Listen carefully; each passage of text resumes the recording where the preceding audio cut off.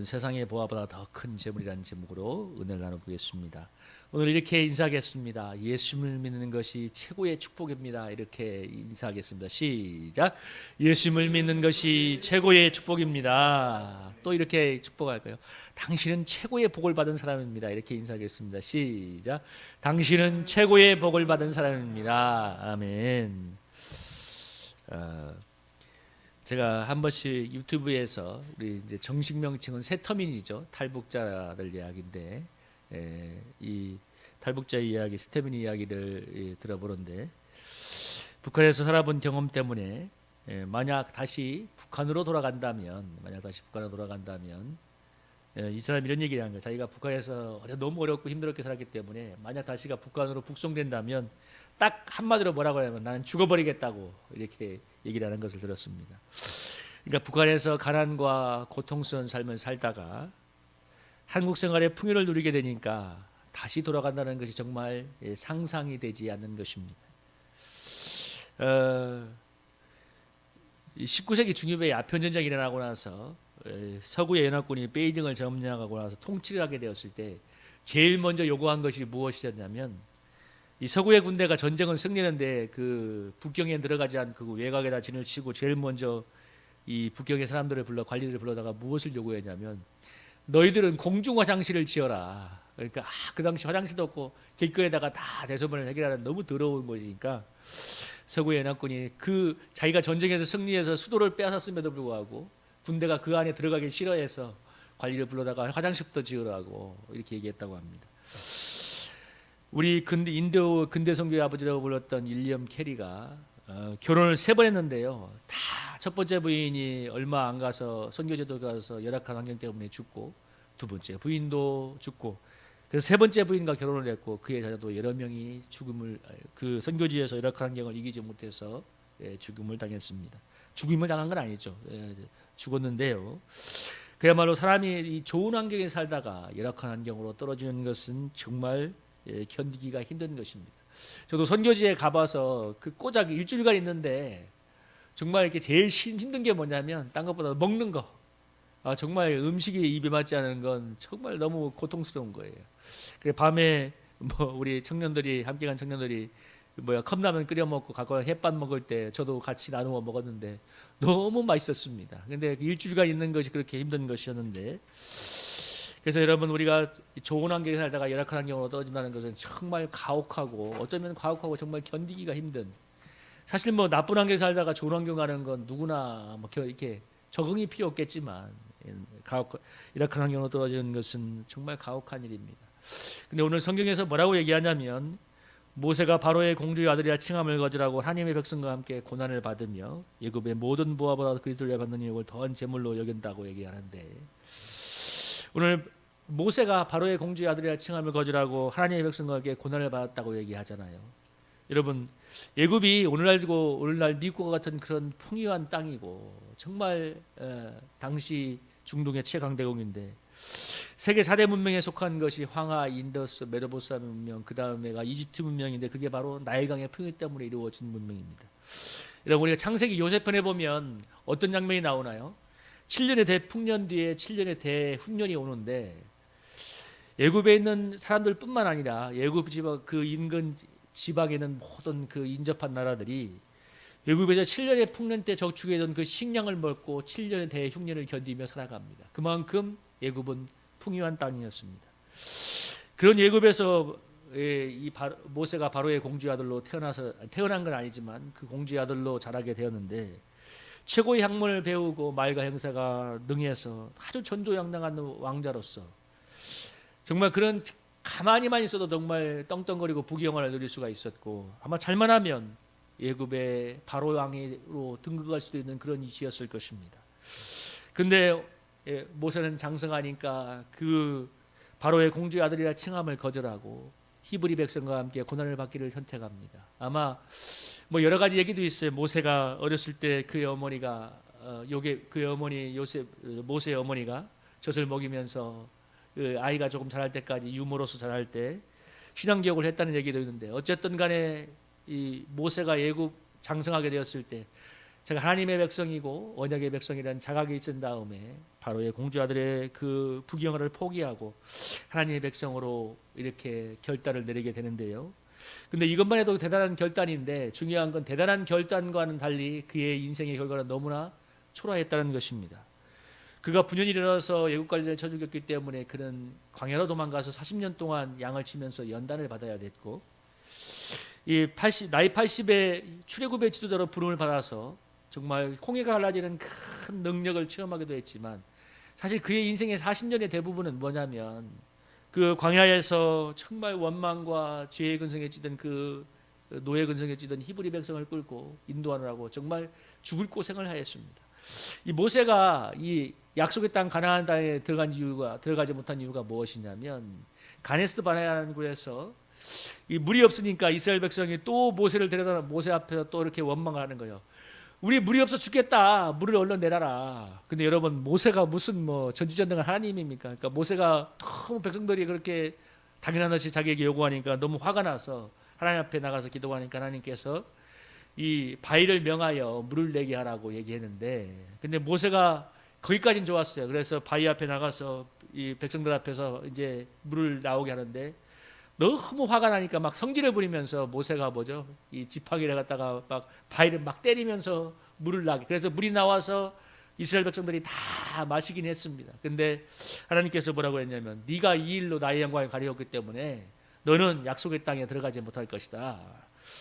그래서 정말 이 광야 40년이 끝나갈 때쯤에 모세가 하나님께 나가서 간절히 기도했어. 하나님, 정말 약속의 땅에 한번 들어가 보면 안 될까요? 근데 하나님이 어떻게 응답하셨냐면, 신명기에 보면 이렇게 합니다. 하나님이 응답을 하게 하셨어요.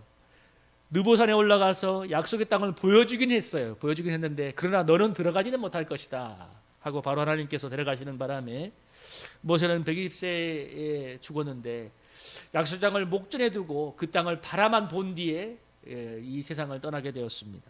그러니까 모세의 인생은 가만히 요약을 해보면, 물론 이 출애굽의 시간에 홍해가 갈라지는 큰 영광을 체험하기도 했지만, 정말 이 애굽의 왕자로서 사실 생각해 보면 모세는 초반 40년이 제일 나았어. 인간적으로 생각해 보면 이 공주야. 그런데 나머지 40년은 애굽에서 아니 광야에서 양을 치고 40년은 광야에서 노예 백성을 인도하라고 너무 고생을 하고, 그런데 더 결정적으로 마지막엔 약속의 땅을 그냥 하나님이 냉정하게 얘기했어요. 너는 보기만 해. 그리고 들어가지 못하게 하면서 약속의 땅을 들어가지 못했습니다. 오늘 성경이 그런데 이런 모세의 삶을 갖다가 뭐라고 하냐면, 바로의 공주 아들의 청함을 거절하고 하나님과 백성과 고난받기를 잠시 제약에 나가두는 것도 좋아했고, 그리스도를 위하여 받는 능력을 애굽의 모든 부하보다도 더 큰 재물로 여겼다고 말합니다. 그러니까 이 모세가 정말 하나님의 백성과 고난을 받고 하나님 나라를 위해서 이 고난을 당하는 것을 애굽의 모든 부귀영화보다 더 큰 재물로 여겼다고 하는데, 성경이 상 주시는 하나님을 바라보았기 때문이라고 이야기하고 있습니다. 그러니까 하나님의 상급을 바라보았기 때문이라고 얘기하죠. 성경에서 상을 얘기할 때 보통 면류관을 많이 얘기하는데, 성경에서 나오는 본문들이 몇 가지가 있어요. 야고보서 1장 11절에 보면 시련을 견디는 자에게 하나님께서 약속하신 생명의 면류관을 주고, 또 계시록 2장 10절에 보면 죽도록 충성할 때 생명의 면류관을 주며, 베드로전서 5장 3절 5절에 보면 하나님의 영광을 위하여 양물을 친 그 목자들에게 시들지 않은 영광의 면류관을 줄 것이라고 했고, 7절에 디모데후서 4장 7, 8절에 보면 선한 싸움을 싸우고 믿음의 다리갈 길을 마친 사람에게 의의 면류관을 주실 거라고 얘기합니다. 여기서 면류관은 왕이 쓰는 관이죠. 하나님께서 이렇게 영광의 면류관을 씌워주겠다고 하는데요.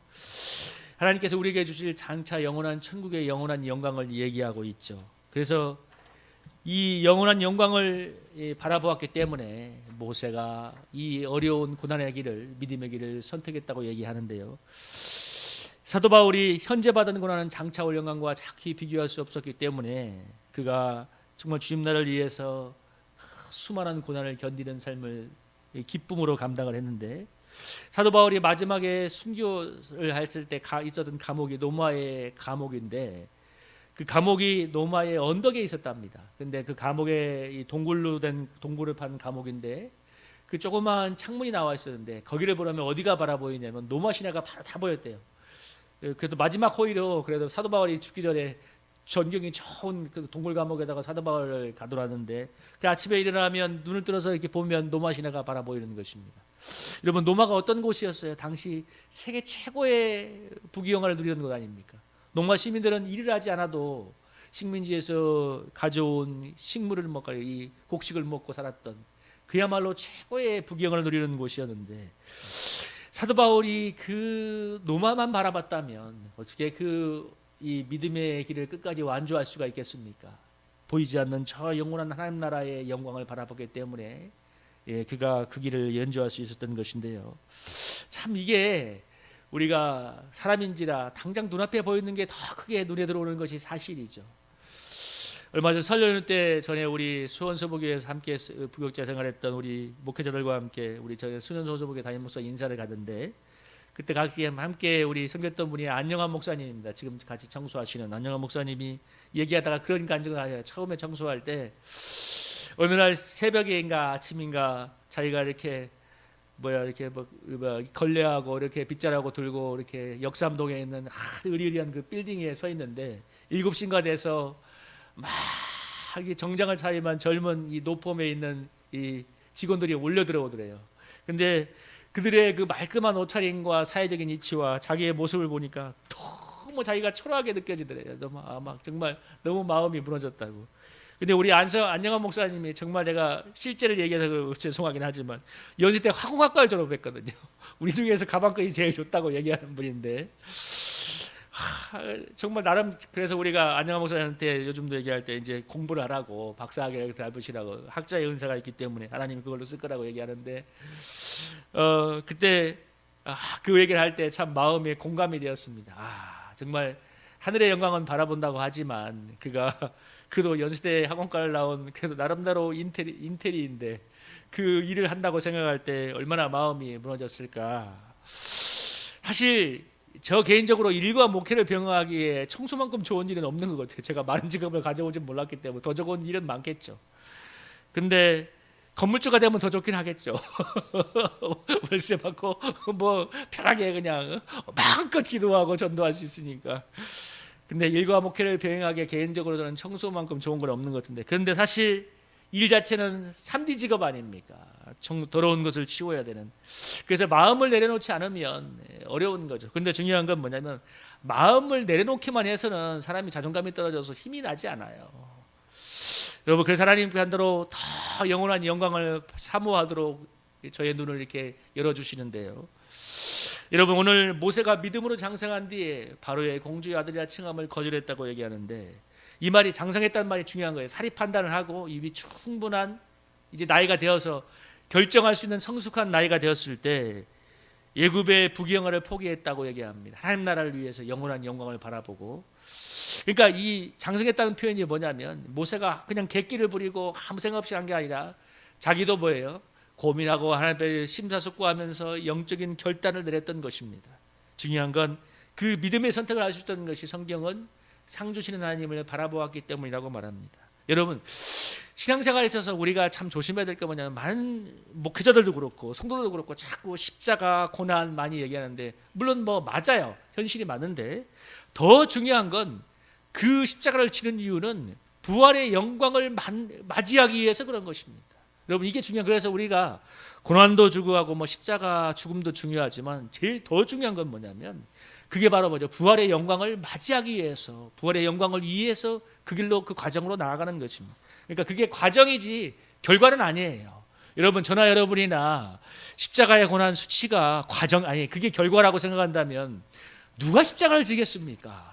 어느 누구도 십자가를 질 수가 없어요. 그런데 중요한 건 그것이 과정이지 결과는 아니라는 것입니다. 여러분, 십자가의 고난 뒤에 모세가 왜 바로의 공주의 아들이라 칭함을 거절하고 하나님의 백성에게 고난을 받았습니까? 상 주시는 하나님을 바라보았기 때문이라고 성경이 얘기하는 것처럼 우리가 주님의 길을 인내하며 걸어가는 것은 그 결과, 그 마지막 목적지가 영원한 부활의 영광인 것을 여러분 바라보시기를 주님 이름으로 축복합니다. 여러분, 마가복음 9장에서 이렇게 얘기하고 있어요. 여러분, 이게 유명한 사건이죠. 예수님이 3명의 제자들과 함께 벼라산에 올라가서 그들 앞에 변형되니까 여러분 3절에 뭐라고 했어요?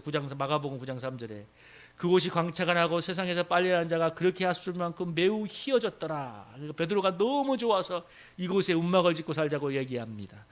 여러분, 하나님 예수님께서 제자들 앞에서 영광스러운 부활의 주님으로 변화되신 이유는 뭐냐면, 이제 십자가의 고난의 길을 가야 되는 그 주님이 제자들에게 시청각 교육을 시켜준 것입니다. 내가 이렇게 영광스러운 부활의 주님이고 내가 장차 이러한 영광으로 회복될 거라는 소망을 보여주기 위해서 주님께서 이렇게 제자들에게 영광스러운 부활의 주님의 모습으로 세상에서 빨래하는 자가 그렇게 희귀할 수만큼 매우 희어졌다는 그런 모습으로 나타나셨습니다. 그러니까 베드로가 뭐라고 합니까?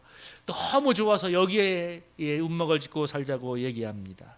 여러분, 우리가 장차 들어가서 만나게 될 하나님은 디모데전서 6장 15절 16절에 이렇게 표하고 있습니다. 여러분, 이 구절을 한번 읽어보겠습니다. 시작. 기약이 이르면 하나님이 그의 나타나심을 보이시니 하나님은 복되시고 유일하신 주권자시며 만왕의 왕이요 만주의 주시요 그에게만 죽지 아니함이 있고 가까이 가지 못할 비의 것이고 어떤 사람도 보지 못하였고 또 볼 수 없는 이시니 그에게 존귀와 영원한 권능을 돌릴지어다. 아멘. 여러분, 우리가 장차 들어가서 만날 하나님이 뭐라고 얘기했습니까? 그에게만 죽지 아니하였고 가까이 가지 못할 비되었고 어떤 사람도 보지 못하고 볼 수 없는 만왕의 왕 만유의 주라고 얘기하고 있어요. 그 영광에 우리가 들어갈 것이라고 성경이 얘기하고 있습니다. 물론 우리가 이 제자들처럼 아니면 사도 바울이 보았던 삼천천의 환상을 보진 못했지만, 여러분, 우리가 믿음의 눈을 떠서 그 영광을 우리가 사모하며 기억했으면 좋겠습니다. 여러분, 2년 전에 우리가 2021년도 7월 달에 일본에서 이 32회 하계 올림픽이 열렸는데, 이 원래는 2020년에 열렸는데 코로나 때문에 2021년에 열렸잖아요. 그래서 한이 많이 너무 논란이 많았는데, 그래서 이제 개막식에서 세계 정상 중에 딱 한 명이 참석했습니다. 프랑스의 마크롱 대통령이 참석했는데 이유는 간단해요. 그 다음에 올림픽이 파리에서 열려요. 그래서 어쩔 수 없이 마크롱 대통령도 참석을 했고 거의 대부분의 경기가 무관중으로 치러졌습니다.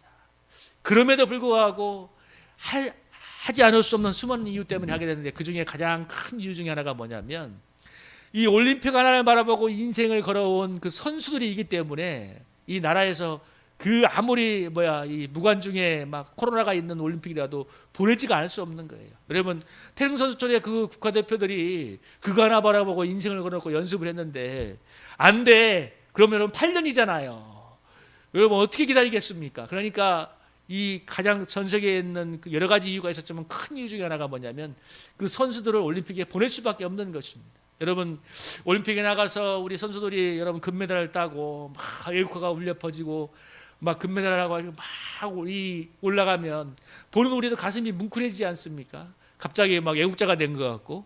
근데 여러분, 그 금메달을 따는 우리 선수들이 단순히 돈 때문에 명예 때문만 그게 아니고, 여러분, 그 금메달을 목에 걸고 월계수관을 안고 그 단상에 올랐을 때 그 영광이라는 게 있는 거거든요. 여러분, 그것이 그 한순간을 위해서 그렇게 많은 연습을 하고 달리고 또 달리는 인생을 살아갑니다. 근데 고린도전서 9장 25절 사도 바울이 뭐라고 하냐면, 이렇게 썩어질 면류관을 위해서도 달려가는데 우리가 썩지 아니할 영원한 영광의 면류관을 위해서 우리가 우리 자신을 다 다스리고 치고 근신하자고 얘기하고 있습니다. 우리 사랑하는 성도님들, 우리가 장차 이 올림픽에서 금메달을 땄던 그 사람들을 상상해 본다면, 우리가 정말 어려웠을지라도 여러분 믿음의 길을 완주해서 천국에 들어가게 된다면, 여러분, 우리 주님께서 우리의 머리에 무엇을 씌워줄까요? 아까 읽었던 여러분 영광의 면류관, 승리의 면류관을 우리 각자에게 씌워주실 것이고, 여러분 좀 더 우리가 이렇게 상상을 해본다면, 여러분 수많은 청군체사들이 옆에 도열에서 승리의 면류관을 쓰고 들어온 사람들에게 무엇을 연주할까요?